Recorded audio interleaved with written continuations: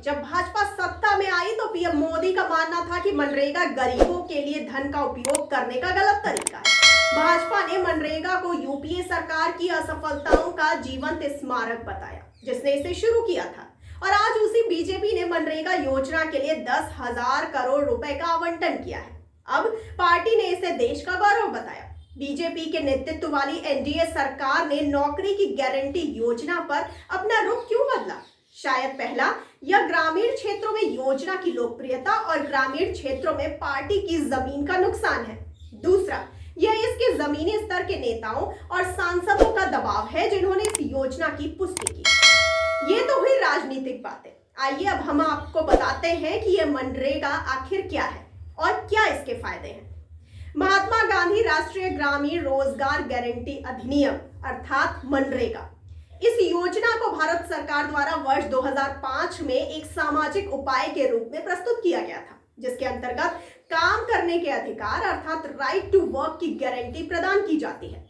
इस सामाजिक उपाय और श्रम कानून का मुख्य सिद्धांत यह है कि स्थानीय सरकार को ग्रामीण भारत में न्यूनतम 100 दिनों का वैतनिक रोजगार प्रदान करना होगा, ताकि ग्रामीण श्रमिकों के जीवन स्तर में वृद्धि की जा सके। हाल ही में यह फिर से खबरों में आया है, क्योंकि महात्मा गांधी राष्ट्रीय ग्रामीण रोजगार गारंटी अधिनियम अर्थात मनरेगा योजना के लिए केंद्रीय बजट में आवंटित राशि समाप्त हो जाने के बाद वित्त मंत्रालय द्वारा मनरेगा के लिए अंतरिम उपाय के रूप में 10,000 करोड़ की अतिरिक्त धनराशि आवंटित की गई है।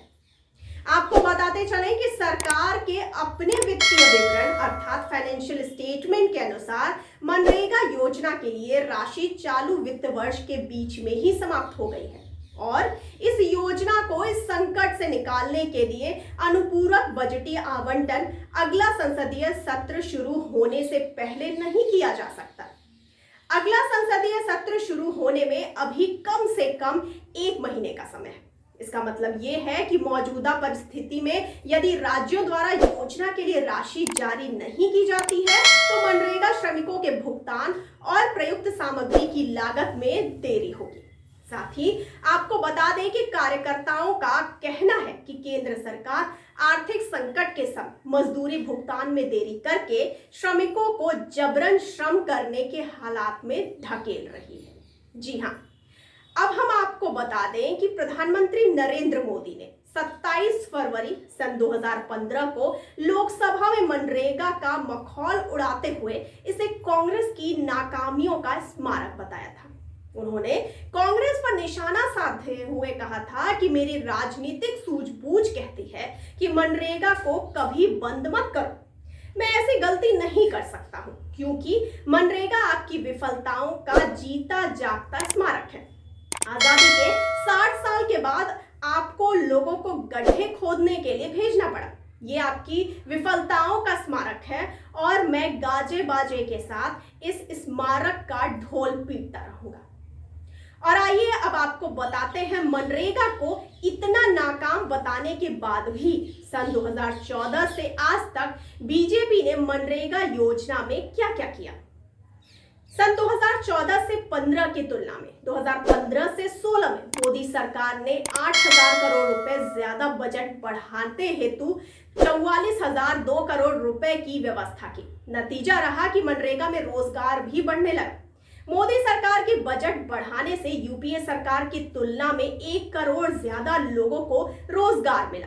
2014 से 15 में 6 करोड़ 20 लाख 8,585 करोड़ के मुकाबले 7 करोड़ 22 लाख 5,936 करोड़ गरीब मजदूरों को रोजगार मिला। साथ ही साथ इसी वजह से मोदी सरकार लगातार बजट बढ़ाती गई। मिसाल के तौर पर 2016 से 17 में मोदी सरकार ने 58,062 करोड़ मनरेगा के लिए खर्च किए। वहीं अगले साल 2017 से 18 में 63,649 करोड़ रुपए की व्यवस्था की। 2018 से 19 में मोदी सरकार ने पिछले वर्षों से सर्वाधिक 69,618 करोड़ रुपए खर्च किए। इस कारण अन्य वर्षों की तुलना में कहीं ज्यादा यानी 7 करोड़ 77 लाख 33,234 लोगों को रोजगार मिला।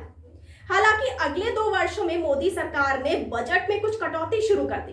मसलन 2019 से 20 में सरकार ने पिछले वर्ष से कहीं कम 66,925 करोड़ रुपए और 2020 से 21 में 61,000 करोड़ रुपए की व्यवस्था की। मगर कोरोना के कारण जब दिल्ली, मुंबई, सूरत आदि शहरों में प्रवासी मजदूरों का बड़े पैमाने पर रिवर्स माइग्रेशन शुरू हुआ तो फिर मोदी सरकार ने 40,000 करोड़ रुपए का अतिरिक्त बजट मनरेगा के लिए देने की घोषणा की ताकि गांव में ही मजदूरों को रोजगार उपलब्ध कराया जा सके। इस प्रकार देखें तो अब वित्तीय वर्ष 2020 से 21 में 1,10,000 करोड़ रुपए से ज्यादा का मनरेगा का बजट हो गया है। भारत सरकार के रोजगार गारंटी परिषद के सदस्य रह चुके संजय दीक्षित IANS से कहते हैं कि संकट की इस घड़ी में मनरेगा गरीबों के लिए बहुत मददगार साबित हो रही है। जब बाजार में रोजगार नहीं है तब गांव में मनरेगा से रोजगार मिलना गरीब मजदूरों को संजीवनी मिलने जैसा है। कोई सरकार इस महत्वाकांक्षी योजना की उपेक्षा नहीं कर सकती। अगर केंद्र सरकार 90% छोटे और सीमांत किसानों को भी मनरेगा से जोड़ दे तो इसका किसानों को भी बहुत लाभ मिलेगा। अब आपको बताते हैं कि मनरेगा कार्यक्रम के प्रमुख उद्देश्य मनरेगा कार्यक्रम के तहत प्रत्येक परिवार के अकुशल श्रम करने के इच्छुक वयस्क सदस्यों के लिए न्यूनतम 100 दिन का वैतनिक रोजगार, ग्रामीण निर्धनों की आजीविका के आधार को सशक्त करके सामाजिक समावेशन सुनिश्चित करना, कुओं, तालाबों, सड़कों और नहरों जैसे ग्रामीण क्षेत्रों में स्थायी परिसंपत्ति का निर्माण करना, ग्रामीण क्षेत्रों से होने वाले शहरी प्रवासन को कम करना, अप्रशिक्षित ग्रामीण श्रम का उपयोग करके ग्रामीण अवसंरचना का निर्माण करना। आपको बताते चलें कि ये तो थे खास उद्देश्य। अब आपको बताते हैं कि मनरेगा का लाभ उठाने के लिए किस चीज की आवश्यकता है। मनरेगा योजना का लाभ लेने के लिए भारत का नागरिक होना अत्यंत आवश्यक है। कार्य हेतु आवेदन करने के लिए व्यक्ति की आयु 18 वर्ष अथवा इससे अधिक होनी चाहिए।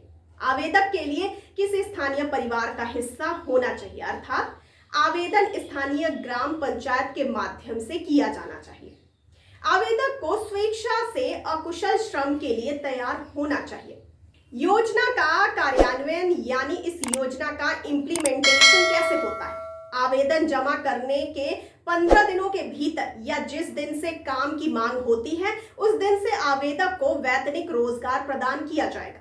रोजगार उपलब्ध नहीं होने की स्थिति में आवेदन जमा करने के 15 दिनों के भीतर या काम की मांग करने की तिथि से बेरोजगारी भत्ता पाने का अधिकार होगा। मनरेगा के कार्यों का सामाजिक लेखा परीक्षण अर्थात सोशल ऑडिट अनिवार्य है, जिससे कार्यक्रम में जवाबदेही और पारदर्शिता सुनिश्चित होती है। मजदूरी की मांग करने हेतु अपनी आवाज उठाने और शिकायतें दर्ज कराने के लिए ग्राम सभा इसका प्रमुख मंच है। मनरेगा के तहत कराए जाने वाले कार्यों को मंजूरी देने और उनकी प्राथमिकता तय करने का दायित्व ग्राम सभा और ग्राम पंचायत का होता है। आपको एक बार फिर से बता दें कि जब मई 2014 में भाजपा भारी बहुमत के साथ सत्ता में आई तो प्रधानमंत्री नरेंद्र मोदी कई अन्य वरिष्ठ भाजपा नेताओं की तरह उनका मानना था कि नौकरी की गारंटी योजना गरीबों के लिए धन का उपयोग करने का गलत तरीका था। बीजेपी ने तर्क दिए कि भले ही उसे मनरेगा का समर्थन करना पड़े क्योंकि संसद में इसका विरोध करने के लिए राजनीतिक आत्महत्या होती है, वह यह थी कि इससे कोई संपत्ति नहीं बनेगी। इसके जवाब में सोनिया गांधी ने कहा था कि मोदी सरकार मनरेगा के महत्व को समझे, इसे बीजेपी बनाम कांग्रेस का मुद्दा ना बनाए। तो आपका इस सारी जानकारी पर क्या कहना है, अपनी प्रतिक्रिया हमें कमेंट करके कमेंट बॉक्स में जरूर बताइए और साथ ही साथ हमारे चैनल को लाइक, सब्सक्राइब और शेयर करना बिल्कुल ना भूलिए। और मुझे दीजिए इजाजत। धन्यवाद।